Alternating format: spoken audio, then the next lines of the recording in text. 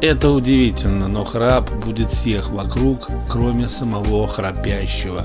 Почему так происходит? Ученые выделяют несколько возможных причин, однако основным моментом является то, что наш мозг блокирует слуховые сигналы во время сна. Когда мы спим, наша слуховая система может быть частично отключена.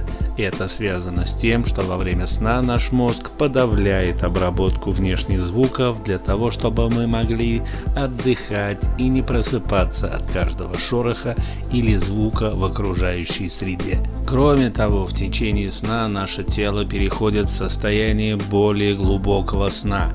В этом состоянии мы можем стать менее чувствительными к внешним стимулам, включая собственный храп. Наш мозг может игнорировать эти звуки и продолжать спать, а люди, которые храпят регулярно, могут и вовсе привыкнуть к этому звуку и не реагировать на него так, как реагировали бы при внезапном или обычном шуме.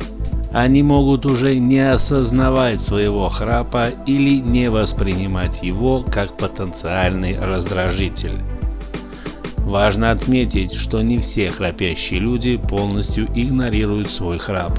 Некоторые все же могут иногда просыпаться в состоянии более поверхностного сна из-за собственных звуков. Если храп вызывает проблемы с качеством сна или сопровождается симптомами, такими как усталость или одышка, рекомендуется обратиться к врачу или специалисту по сну для диагностики и лечения возможных проблем, связанных с храпом.